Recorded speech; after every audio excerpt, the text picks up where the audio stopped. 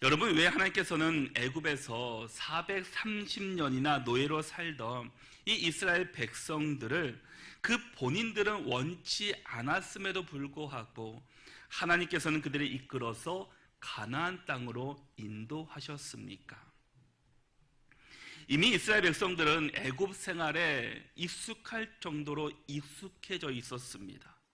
노예로 살다 보니 다른 삶을 전혀 생각할 수도 없었고 전혀 그곳에서 그냥 사는 것이 당연한 일처럼 그들은 여기며 살았습니다.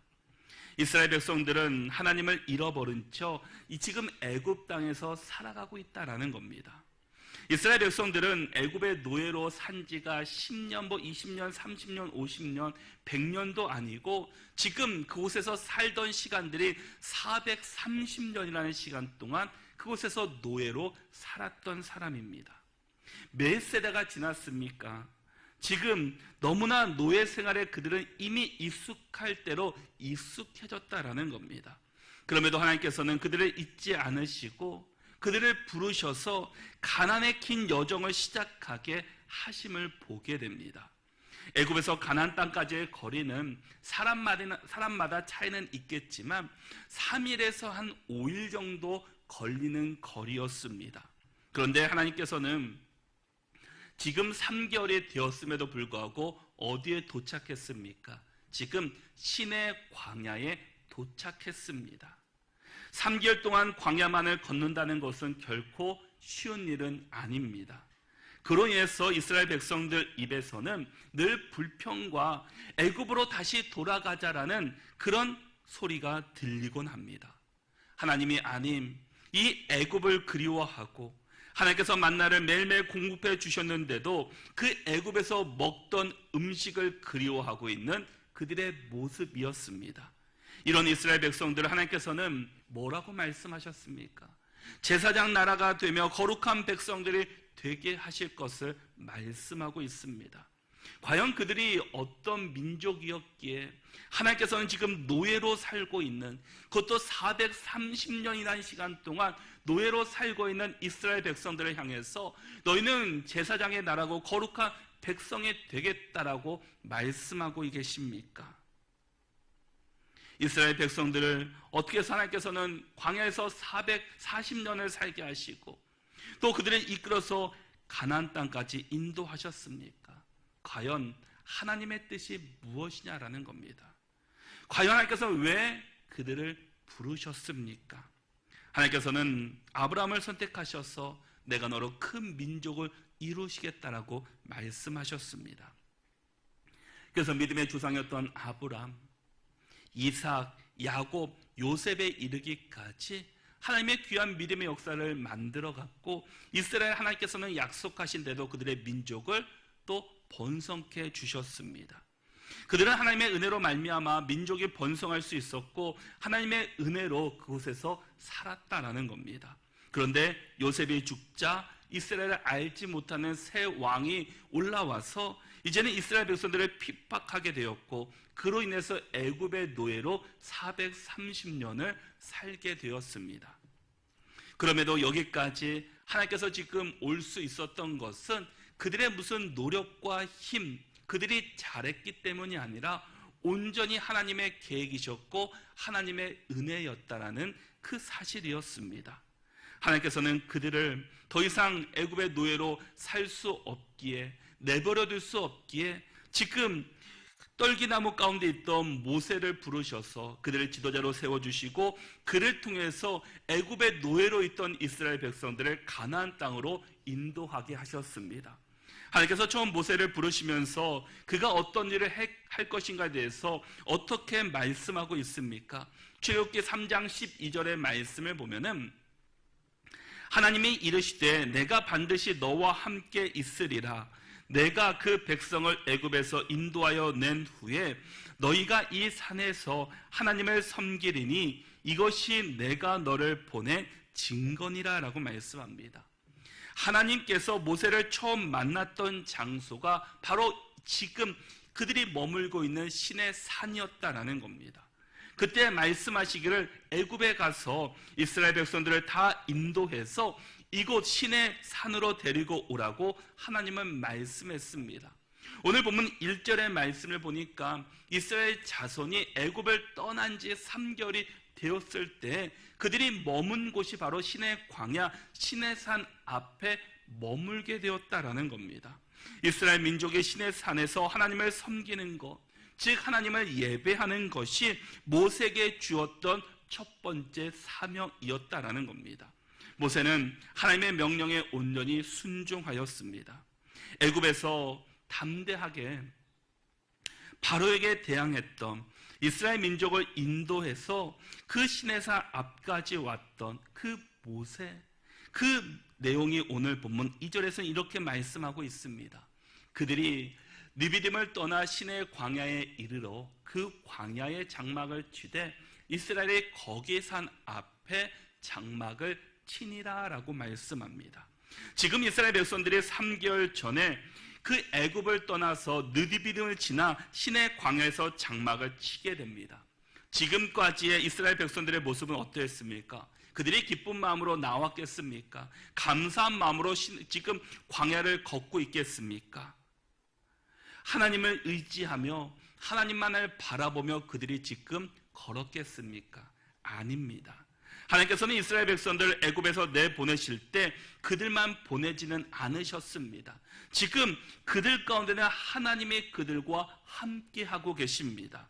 하나님께서는 광야길이 힘들까봐, 그들에게 배고플까봐 만나 매출하기를 허락해 주셨고, 구름기둥과 불기둥으로 그들을 지켜주셔서 그들의 더위와 추위를 막아주셨고, 홍해를 마른 땅으로 걷게 하셨습니다.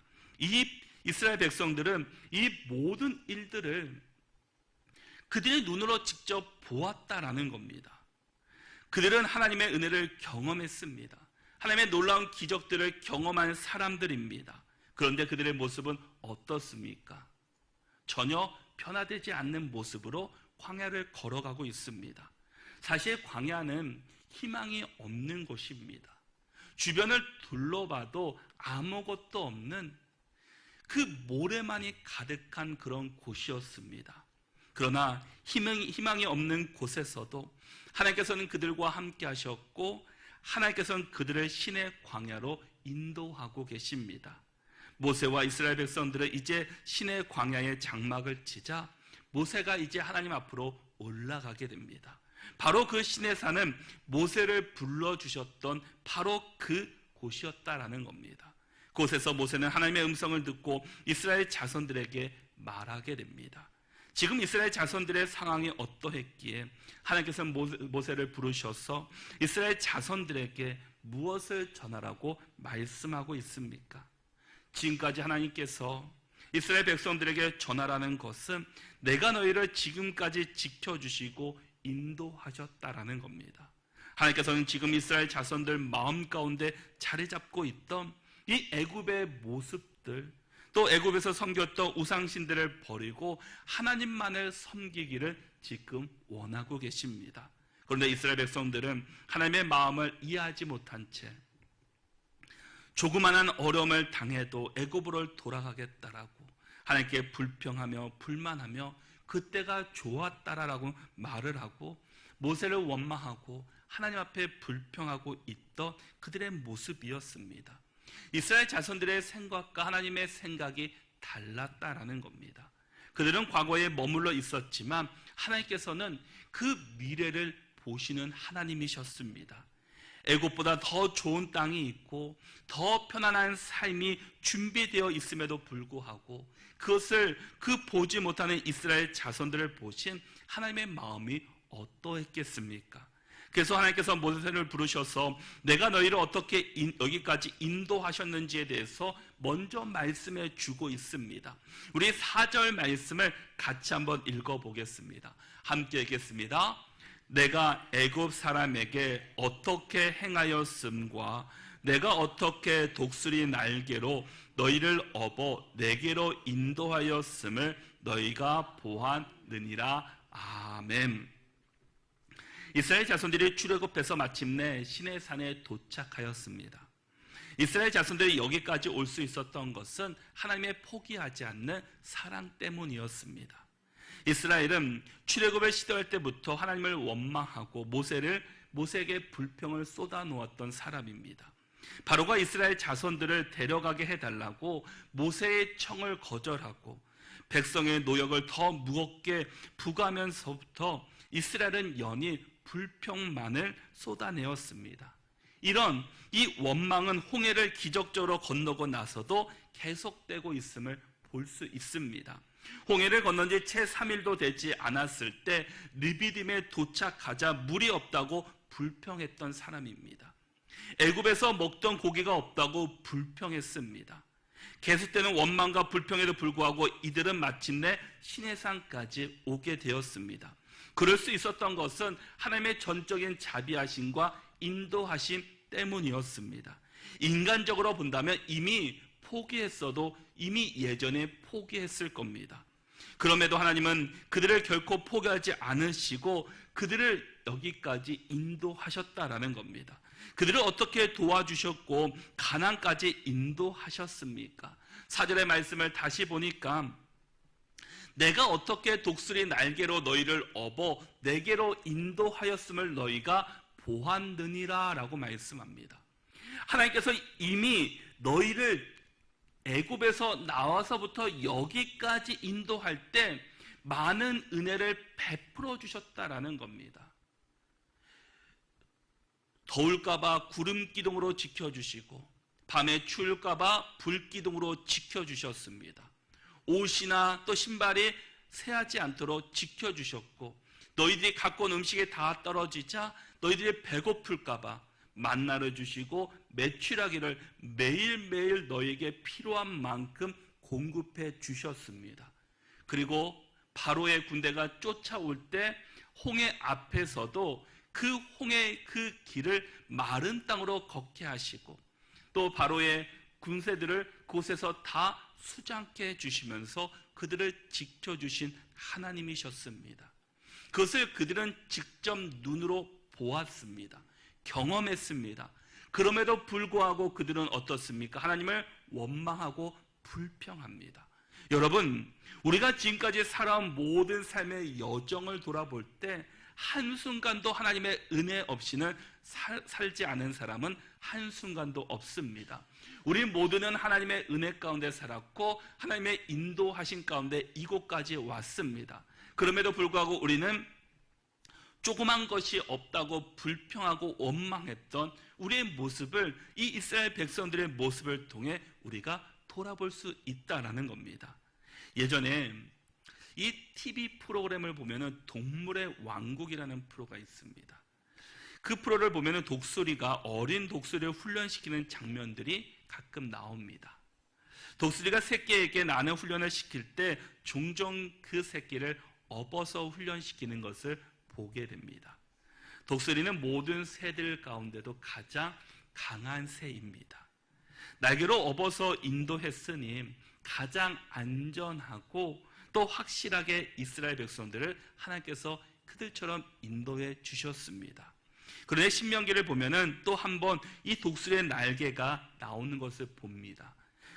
신명기 32장 11절과 12절의 말씀을 보면은 마치 독수리가 자기의 보금자리를 어지럽게 하며 자기의 새끼 위에 너풀거리며 그의 날개를 펴서 새끼를 받으며 그의 날개 위에 그것을 엎는 것 같이 여호와께서 홀로 그를 인도하셨고 그와 함께한 다른 신이 없었도다라고 말씀합니다. 11절에서는 이 독수리가 독수리의 새끼를 어떻게 훈련시키는지에 대해서 먼저 말씀해 주고 있습니다. 독수리는 이 어린 독수리 새끼가 어느 정도 성장하게 되면은 이제 나는 훈련을 시킵니다. 근데 어떻게 시키냐 봤더니 처음에는 독수리 새끼가 그 둥지에 머물러 있지 않도록 그 둥지를 어지럽게 해서 그 둥지에 살지 못하도록 먼저 했다라는 겁니다. 그리고 높은 곳에서 이 새끼를 등에 업어서 데리고 가서 그 높은 곳에서 새끼를 떨어뜨리게 됩니다. 그러면 새끼가 살아남기 위해서 이 날개를 짓을 하게 될 것입니다. 그런데 새끼다 보니까 날개에 힘이 없어서 그것을 날지 못하고 계속해서 바닥으로 떨어지게 됩니다.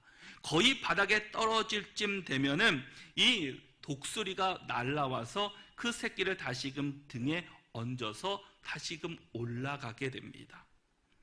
이 새끼를 안전하게 업어서 계속해서 훈련을 시킨다라는 겁니다. 반복적으로 시키다 보면은 나중에는 이 새끼 독수리도 스스로 날갯짓을 하게 되고, 독수리는 왜 이런 훈련을 시키는 것이겠습니까? 독수리가 이 새끼를 그냥 편안하게 내버려 둘 수도 있는데 왜 독수리 새끼를 그 높은 곳에서 떨어뜨려서 날갯짓을 하게 하냐는 겁니다. 그것은 바로 그 새끼가 독수리이기 때문입니다. 독수리는 독수리가 해야 될 역할들이 있습니다. 해야 될 일들이 있다라는 겁니다. 그런데 계속 새끼에 머물러 있고 날지 못한다면 그것을 독수리라고 말할 수 없을 겁니다. 여러분, 하나님의 놀라운 일들을 보았음에도 이스라엘 백성들은 여전히 하나님 앞에서 불평하며 또 애굽으로 돌아가겠다라고 말하고 있습니다. 우리는 어떠십니까? 지금까지 살아온 것이 나의 힘이었습니까? 아니면 내 능력이었습니까? 내가 잘했기 때문에, 내가 열심히 살았기 때문에 이곳까지 왔다라고 자부하고 계십니까? 왜 하나님께서는 계속해서 불평하고 하나님의 인도하심을 거부하고 있는 이 이스라엘 자손들을 버리지 않으시고 왜 가나안 땅까지 인도하고 계시냐라는 겁니다. 그들이 누구에게, 이스라엘 자손들이 어떤 사람이기에 하나님께서는 그들 말고 다른 민족을 선택하셔서 가나안 땅으로 인도할 수도 있고, 내 말을 잘 듣는 사람들만을 골라서 그곳으로 인도할 수 있음에도 불구하고 이 애굽의 430년이라는 그 어마어마한 시간 동안 노예로 살고 있었던, 하나님을 다 잃어버린 그들을 부르셔서 가나안 땅으로 인도하셨냐라는 겁니다. 과연 이스라엘 자손들이 누구이기에, 그들이 어떤 사람들이기에 하나님께서는 그 수고와 애씀을 통해서 그들을 이끌고 계십니까? 하나님께서는 우리들을 이 독수리 날개로 너희들을 업어 내게로 인도해 주신다라고 말씀하고 있습니다. 하나님께서 선택한 백성은 어떤 상황 속에서도 버리지 않으시고 하나님께서 인도해 주신다라는 겁니다. 이스라엘 백성들은 그냥 노예가 아니었다라는 겁니다. 이스라엘 백성들은 하나님께서 약속하신 민족이었습니다. 아브라함에게, 이삭에게, 야곱에게, 요셉에게 약속했던 그 말씀을 이루실 사람이 바로 이스라엘 백성들이었다라는 겁니다. 그래서 하나님께서는 우리를 향해서도 너희는 모든 민족 중에 내 소유가 되겠다라고 이 말씀하고 있습니다. 우리 5절 말씀을 같이 한번 읽어보겠습니다. 우리 5절 말씀 함께 읽겠습니다. 세계가 다 내게 속하였나니 너희가 내 말을 잘 듣고 내 언약을 지키면 너희는 모든 민족 중에서 내 소유가 되겠고. 아멘. 하나님께서는 지금 이스라엘 자손들을 향해서 세계가 다 내게 속하였나니 너희가 내 말을 잘 듣고 내 언약을 지키면 너희는 모든 민족 중에 내 소유가 되겠다라고 말씀합니다. 하나님께서는 이스라엘 자손들을 인도하는 것은 내 소유가 되겠다라고, 내 백성이 되겠다라는 그 약속을 이루시기 위함이었습니다. 이 소유라는 것을 히브리어로 세굴라라고 합니다. 이 세굴라는 이 개인의 가치 있는 소중한 소장품을 의미하고 있습니다. 이것은 바로 보물이고 가장 귀한 것입니다. 하나님께서는 이스라엘 백성들을 향해서 내가 너의 가장 나의 귀한 보물이다 라고 말씀합니다.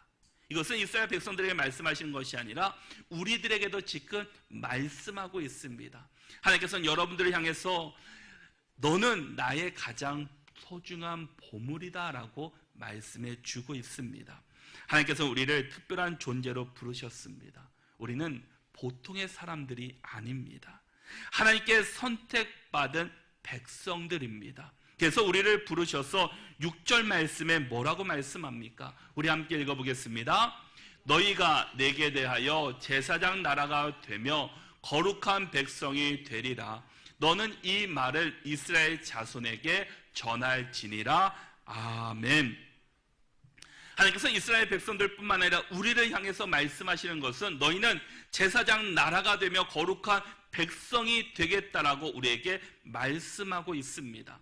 하나님께서 왜 우리를 지금까지 인도해 주셨습니까? 때로 하나님을 모른다고 배반했고 하나님 나에게 왜 이러십니까? 라고 불평했던 우리였는데 하나님께서 우리를 버리지 않으시고 우리를 붙잡아서 지금까지 인도하신 것은 그냥 부르신 것이 아니라 너희가 제사장 나라가 되며 거룩한 백성이기 때문에 하나님께서 우리를 불러주셨다라는 겁니다. 제사장은 하나님과 백성 사이의 중재자 역할을 합니다. 하나님께 대하여는 백성들의 죄를 사하는 제사를 올려드리고 중보 기도를 올려드립니다. 그리고 백성에 대하여는 율법을 가르치고 하나님의 뜻을 선포하는 사역을 섬기게 됩니다. 제사장의 역할은 너무나도 중요한 것이 하나님과의 관계가 회복되는데 중요한 필수적인 그 요소가 됩니다. 예수님께서 이 땅 가운데 오실 때 완벽한 제사장으로 오셔서 그의 몸으로 제물을 드려서 제사를 드렸습니다. 예수님의 제사장 사역을 인해서 우리의 모든 죄가 용서받게 되었습니다. 그런데 하나님께서 이스라엘에게 그 민족 전체에게 너희가 제사장 나라가 될 것이고 그 거룩한 백성이 될 것이라고 말씀해 주고 있습니다. 개인을 넘어서서 국가 전체가 제사장 역할을 감당할 것을 말씀해 주고 있다는 겁니다. 어떤 의미에서 이것은 하나님을 대표하는 특별한 권세를 주신 것과 같습니다. 하나님이 누구시기에 또 그분의 뜻이 어떤 것인지 모든 민족에 알려주는 그러한 영광스러운 책임을 주신 것입니다. 하나님께서 이스라엘 자손들을 애굽의 노예로 살아가기 위해서 부른 것이 아니었다라는 겁니다. 노예로 430년을 살았지만 그들을 부르시고 하나님께서 그들에게 주신 정체성이 있다라는 겁니다. 여러분, 우리가 각자의 삶을 다 다르지만 하나님께서 우리를 부르신 정체성이 있습니다. 우리가 어떻게 살아가느냐도 중요하지만 내가 누군지를 먼저 아는 것이 중요합니다. 우리는 하나님의 자녀이고 우리는 거룩한 백성들입니다. 우리는 시시한 보통의 사람들로 하나님께서 부르시지 않았다라는 겁니다. 여러분, 하나님이 우리를 부르신 분명한 목적을 모른 채 살아간다면 즉 우리도 이스라엘 자손들처럼 세상의 노예로만 살아갈 수밖에 없을 것입니다. 여러분들은 특별한 존재들입니다. 하나님께서 부르시고 선택받은 백성임을 우리는 기억해야 합니다. 이스라엘 민족이 율법을 받기 이전에 하나님께서는 이미 그들을 독수리 날개로 그들을 구원해 주실 것을 말씀해 주셨습니다. 다시 말해서 이스라엘 백성들이 율법을 지켜서 구원을 받은 것이 아니라 하나님의 은혜로 그들이 구원을 얻었다라는 겁니다. 이스라엘 자손이 애굽으로부터 구원받은 것은 율법을 잘 지키기 때문이 아니라 하나님께서 그들을 긍휼히 여기시고 사랑하셨기 때문에 은혜를 부어주셨다라는 겁니다. 더 정확히 말한다면 하나님께서 이 아브라함에게 하셨던 약속을 하나님께서는 잊지 않으셨습니다. 창세기 15장을 보면은 하나님께서 아브라함과 약속하신 말씀이 나옵니다. 내 자손이 이방 나라에서 객이 될 것인데 400년 동안 종 노릇할 것을 이미 예언하셨습니다. 그런 하나님께서 그들을 구원하시고 이방 나라를 징벌하시겠다라고 약속하고 있습니다. 그들은 자신의 정체성을 잃어버렸을지는 모르지만 하나님께서는 그들을 잊지 않으시고 기억하시고 그들을 다시금 구원해 주실 것을 하나님께서는 기억하고 계셨다라는 겁니다. 그들이 종노릇하며 430년이라는 시간 동안 노예로 살았지만 하나님께서는 한순간도 그들을 잊지 않으시고 기억하시고 그들을 이끌어내실 것을 약속해 주셨습니다. 그러므로 이스라엘 자손들이 구원받은 것은 율법을 지켜서 때문이 아니라 하나님께서 그분의 약속을 기억하셨기 때문입니다. 우리 역시 마찬가지입니다. 우리가 구원받은 것은 우리가 오늘 하루를 살아가는 것은 내가 어떤 능력이 있기 때문에, 내가 하나님 앞에서 잘했기 때문에, 내 목표를 잘 달성했기 때문에, 내가 열심히 수고하고 열심히 살았기 때문에 하나님께서 우리에게 구원을 베풀어 주신 것이 아니라 전적인 하나님의 은혜였고 하나님의 국률하심과 사랑이셨다라는 겁니다. 우리 인생이 특별한 의미가 있는 것은 우리가 특별한 일을 해서가 아니라는 겁니다. 하나님의 특별한 은혜를 받았기 때문에 우리의 인생이 특별한 의미를 가지게 된 것입니다. 날마다 새로운 그 은혜, 어떠한 상황 속에서도 포기하지 않으시는 그 하나님의 사랑이 있었기 때문에 우리의 인생이 바로 특별한 인생이 되었다라는 겁니다. 하나님께서는 우리를 그냥 부르지 않으셨습니다. 우리를 거룩한 그 제사장 나라여 거룩한 백성이 되었다라고 말씀합니다. 이 말씀이 베드로전서 2장 9절에서도 나오는 것을 보게 됩니다. 그러나 너희는 택하신 족속이요 왕같은 제사장들이요 거룩한 나라요 그의 소유가 된 백성이니 이는 너희를 어두운 데서 불러내어 그의 기이한 빛에 들어가게 하신 이의 아름다운 덕을 선포하게 하려 하심이라 라고 말씀합니다. 이 말씀이 좀 더 자세하게 우리에게 말씀해 주는 것은 우리를 하나님께서 선택하셨다라는 겁니다.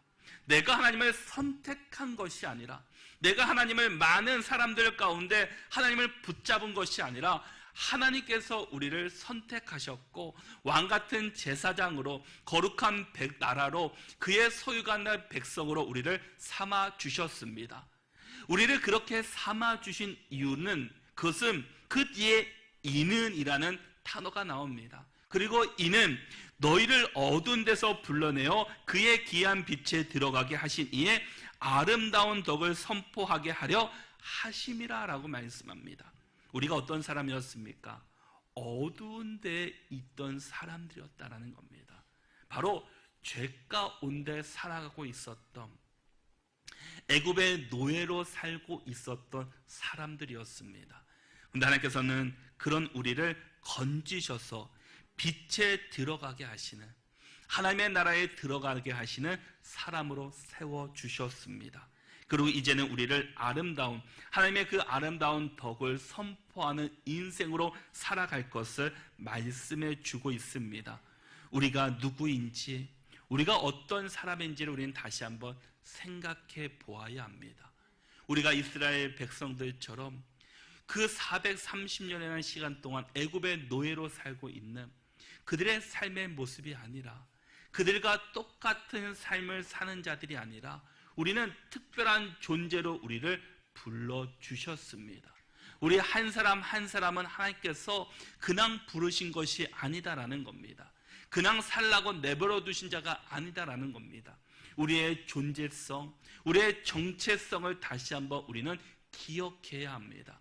우리는 하나님께서 부름받은, 하나님께 부름받은 특별한 사람인 것을 우리가 기억할 수 있기를 바랍니다. 우리는 보통 사람들이 아니라 하나님께서 선택하신 백성을 기억하며 우리가 하나님의 자녀다운 삶을 살아갈 때 하나님께서 우리를 통해서 하실 일들이 얼마나 기대되지 않으시겠습니까? 하나님께서 이스라엘 백성들이 세상의 가치가 아니라 이제는 하나님의 가치로 살기 위해서, 하나님의 놀라운 역사 또 하나님의 뜻을 이루기 위해서 애굽에서 건져내서 이 광야 40년의 시간을 인도하면서 그들에게 하나님을 알려주셨고 하나님의 역사를 보여주셨고 하나님의 인도하심을 끝까지 가나안 땅까지 인도해 주셨습니다. 어쩌면 우리의 지금의 삶이 광야의 40년을 살아가고 있는 우리의 모습들입니다. 하나님께서 우리를 보통의 사람들이 아니라 정말 특별한 존재로 불러주셔서 정말 이 죄 가운데 그냥 내버려 둘 수도 있고 이 노예 생활로 그냥 내버려 둘 수도 있었음에도 불구하고 거기서 건져내셔서 지금 광야의 길을 걷고 이제 가나안 땅까지 우리를 인도해 주고 있습니다. 우리가 정말 좋은 곳을 경험해 보면은 정말 생각해보지 않았던 곳을 가게 되면은 정말 그것이 너무나 좋고 아름답기 때문에 돌아와서는 다른 사람들이 그것들을 이야기하고 전해주게 됩니다. 근데 막상 그것을 경험해보지 못한 사람은 그 좋은 것을 좋은 것으로 알지 못하게 됩니다.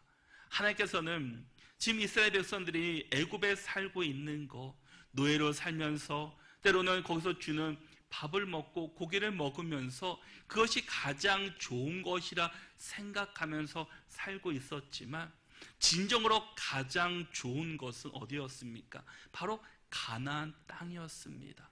이 좋은 것을 다 준비해 놓으셨음에도 불구하고 이스라엘 백성들은 그것을 보지 못하고 지금 생활에 만족하며 살고 있다라는 겁니다. 지금 세상 속에서도 그런 사람들이 얼마나 많이 있습니까? 얼마나 좋고 아름다운 하나님의 나라가 예비되었음에도 불구하고 그것을 보지 못한 채 지금 내 삶이 너무나 힘들기 때문에 내 지금 삶이 광야의 길을 걷는 그것이기 때문에 내가 원망하고 불평하는 이 광야 40년을 살면서도 하나님께서는 한순간도 그들을 혼자 내버려 두지 않으시고 일일이 간섭하시고 필요한 것을 채워주시고 공급해 주시는 하나님이셨습니다. 지금 우리의 삶 속에서도 하나님께서는 우리를 버리지 않으시고 우리와 함께 하시고 일일이 간섭하시며 우리의 먹을 것을 채워주시는 하나님이셨습니다. 독수리가 그 새끼를 업어서 안전한 곳으로 인도하신 것처럼 우리가 바닥에 떨어질 것 같은 그 순간에 하나님께서 우리를 안으셔서 다시금 위로 올려주시는 그런 은혜가 우리 가운데 있다라는 겁니다. 우리는 이 바닥에 있는 인생이 아니라 하나님으로 말미암아 이미 그 위로 올려진 사람임을 기억할 수 있기를 바랍니다. 우리가 세상의 가치가 아니라 세상의 정체성이 아니라 이제는 하나님의 가치로 하나님의 백성임을 우리가 기억하면서 정말 하나님의 가치로 살아갈 수 있는 우리 모두가 될 수 있기를 바랍니다. 그래서 우리가 누구인지를 우리가 다시 한번 기억하면서 우리가 나의 존재를 다시 한번 기억하며 내가 거룩한 백성임을 하나님의 자녀이며 제사장 나라에 속한 사람임을 기억하면서 그에 합당한 삶을 살아가는 우리 모두가 다 될 수 있기를 바랍니다.